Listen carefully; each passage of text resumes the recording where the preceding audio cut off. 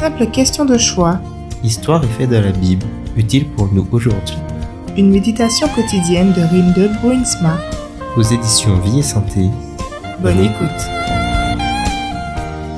La lecture d'accompagnement pour le texte du jour se trouve dans le livre de Job, les chapitres 18 et 19.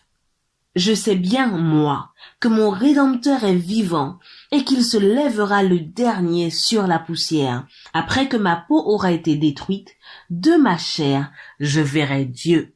Job, chapitre 19, versets 25 et 26. À travers la lecture du livre de Job, nous rencontrons aujourd'hui l'un des textes les plus touchants et les plus significatifs de ce récit. Après avoir dit à la page précédente qu'il continuait de tourner son regard vers Dieu malgré tout, Job exprime la même foi confiante dans ces versets bibliques. Nous lisons peut-être trop facilement ces propos avec nos lunettes néo-testamentaires et nous remplaçons le mot « sauveur » un peu trop vite par le terme « rédempteur ». Nous disons un peu trop facilement que Job a placé sa confiance dans le Seigneur Jésus-Christ. Peut-être discernons-nous un peu trop vite dans ce passage une allusion à la résurrection des morts à la fin des temps. Voilà bien des éléments qui n'étaient pas encore pleinement révélés au jour de Job. Nous devons être prudents et ne pas lire nos idées cristallisées dans ces mots qui ont été écrits bien avant la venue du Messie rédempteur.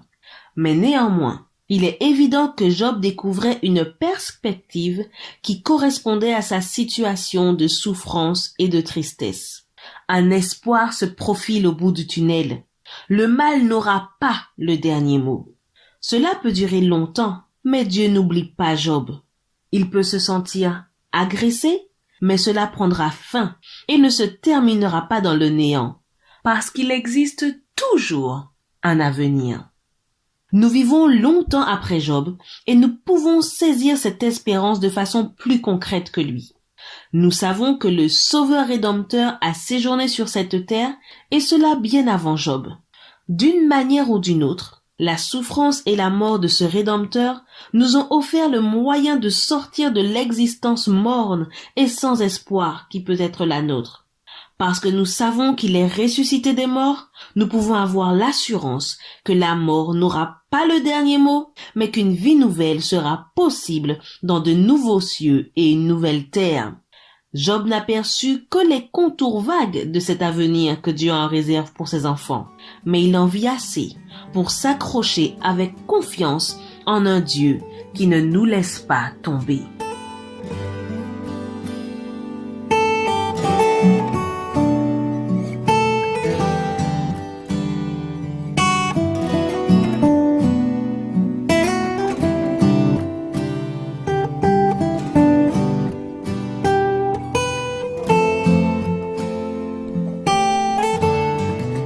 Prions ensemble.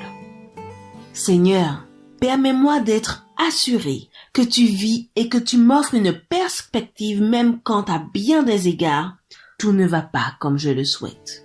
Amen.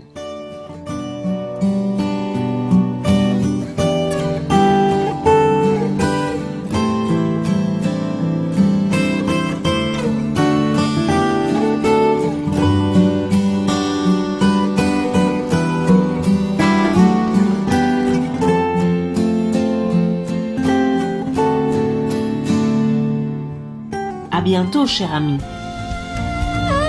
Simple question de choix de Rinde Bruinsma.